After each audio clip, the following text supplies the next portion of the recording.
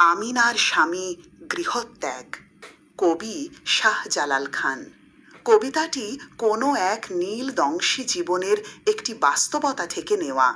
শিল্পটা হলো নগর জীবন থেকে কেবল গ্রামীণ চরিত্রে রূপায়ণ করা হয়েছে। ছোট্ট এই কবিতার মাঝে আমিনার দুঃখ গাথা, কিন্তু এসব নিয়ে জীবনের কোনো নেই মাথা ব্যথা। বলার কথা বলিতে এসেছি, পাঠক যদি না শুনে, জীবন ঠিকই পেরিয়ে যাবে জীবনের দিন গুনে। একজনের কাছে মন দিয়েছিল আমিনার বাবা রাগী। বলিল তাহারে, জানিস না ওরা ভবঘুরে বৈরাগী?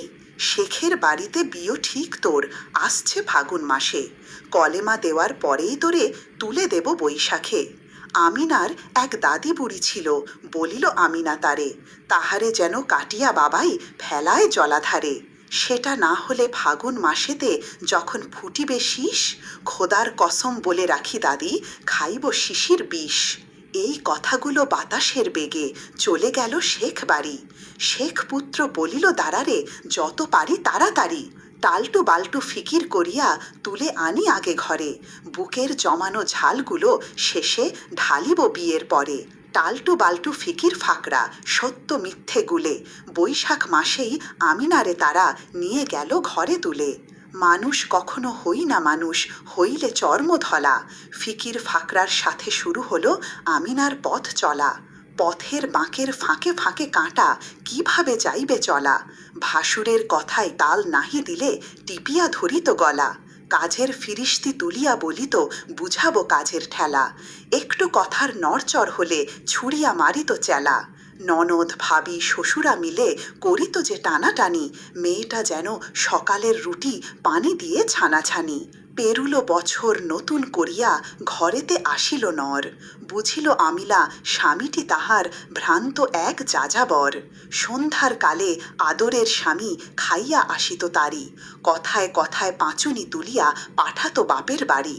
একটি ছেলেতে একটি মেয়েতে তবুও মিটে না শখ, আমিনা নাকি বংশবাতির কারিয়া নিয়াছে হক। তার দাদির ছিল 14 ছাবাল, পারিত কিভাবে দাদি? সব নারী হলো কলা গাছ সম, ঝুলিবে কলার কাঁদি। দিন যত যায় স্বামীটি তাহার মহাবীর রুস্তম, 14 মাইল সাঁতরিয়ে আসে, কখনো ফেলে না দম। আমিনা নাকি শুধুই বেয়ারা, মেটায় না মনের দাবি। রাতের বেলায় চিৎকার করে ছুঁড়ে সে ঘরের চাবি। গ্রামের এক মুরব্বি আসিল, মুখটি ভীষণ ভার। বলিল আমিনা, বুঝিতে হবে গো, এরই নাম সংসার। সকল জীবন এইভাবে চলে, শুনিবে বলিবে কাগো। বরণ করিয়া ধৈর্য ধরিয়া সংসার করো মাগো। পর বছর থেকে তাহার স্বামীর আবার বাড়িল জেদ। পুরনো সেই ব্যথাটা জাগিল, ক্ষুব্ধে ঝাঁপিল খেদ। পিঠ মোড়া করে ধরিত তাহারে শের শাহী মহাবীর। দম্পতিতে দমে ঠাসিয়া ঠাসিয়া পিষিয়া করিত ক্ষীর। পাঞ্জার সাথে পাঞ্জা চাপিয়া লড়িত পাঠান নাতি। প্রাণায়াম করে গর্ব করিত, ফুলাত বুকের ছাতি। আন্ধার রাতে রুদ্র হইয়া বলিত চমৎকার, মুখটি তাহার চাপিয়া ধরিয়া করিত বলাৎকার। পুরুষ অধিকারী দণ্ডের ধারী, দণ্ডের দাবি ভারী। দণ্ডবিধান করে না বিধাতা, বাতাসেতে আহাজারি। কাঁপিয়া কাঁপিয়া বলিত আমিনা, মাফ করো প্রভু বর। একেই কি বলে সংসার, আর একেই কি বলে ঘর? একদা নিশীথে ডাকিল কোকিল, আমিনা আসিল ঘাটে। ছায়া দেখে তার নৌকা ভিড়িল, সর্ষে তুলিল মাঠে। দূরের নদীটি রূপের দরিয়া, ঝরিতেছে সেথা নূর। স্রষ্টার আলো নিখিল ব্যাপিয়া আকাশেতে ভরপুর। ভাবিও আমিনা, এমন আকাশ হয়নি কখনো দেখা। জনম ভরিয়া বুঝি নাকো হায় জীবনের সীমারেখা।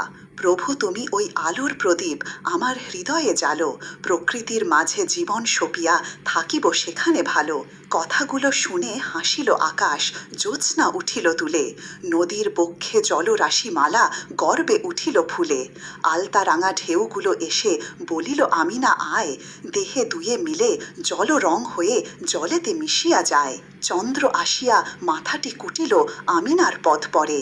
বলিল আমিনা, যাস নাকো আর ফিরিয়া স্বামীর ঘরে।